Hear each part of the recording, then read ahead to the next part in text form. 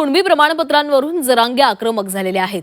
मंत्री बावनकुळेंवर जरांगेंनी जोरदार टीका केलेली आहे। 29 ऑगस्ट नंतर बावनकुळेंना मराठा काय ते कळेल। मराठ्यांनी 29 ऑगस्टला अंतरवालीमध्ये यावं असं जरांगेंनी म्हटलेलं आहे। सांगली दौऱ्यावर असणाऱ्या मनोज जरांगे यांनी कुणबी नोंदी रद्दवरून सरकारवर जोरदार हल्लाबोल केलाय। मंत्री चंद्रशेखर बावनकुळेंवर त्यांनी जोरदार टीका केलेली आहे। तसंच मराठा बांधवांना 29 ऑगस्ट रोजी चलो अंतरवाली सराटीची हाक देत हे आंदोलन निर्णायक राहील असे निर्धार त्यांनी जाहीर केलेला आहे। विचार करा ना थोडा,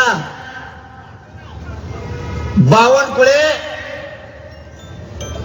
मराठ्यांचं वाटोळं करायसाठी तुमच्या डोळ्यात एकटा काम करतोय।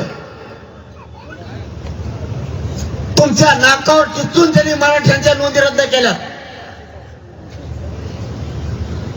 अरे तुम्ही जाहीरपणाने म्हणायला पाहिजे होतं,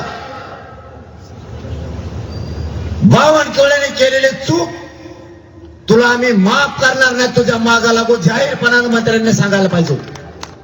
एक बोलत नाही, मतदानाच्या दिवशी दारात आपल्या आजीच्या पाया पडते, आज्याच्या पडते, बापाचं धोतर धुवून आणते। त्या दिवशी यांचे बुटडत चाटायची तयारी मराठीची।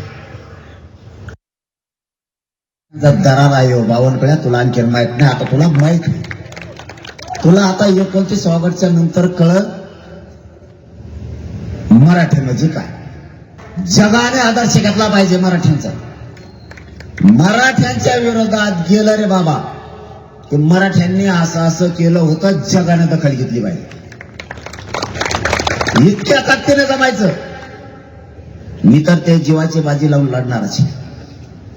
मी माझा जीव तुमच्या पायावर ठेवलेला, मी मरायला भेट नाही, मी कधी पण मरायला तयार। तुमच्याकडून फक्त तेवढीच एक अपेक्षा,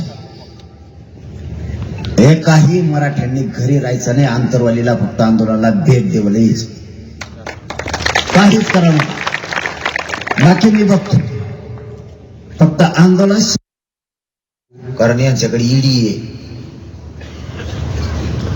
कोणी नाही ऐकलं की ईडी आली की त्याला घोडा लावायचा, पुन्हा येत ना। हे ईडीला भेटेत चाललाच पक्ष। फडणवीस साहेब आपण लय मोठा डेंजर आहे, ईडी फिडी चलत नसते आपल्यापाशी, एका गोट्यात आउट करून दिला। शहाणपणा नाही करायचा। माझ्या समाजाच्या लेकराचं वाटोळं करण्याचा अधिकार तुम्हाला कोणी दिला नाही।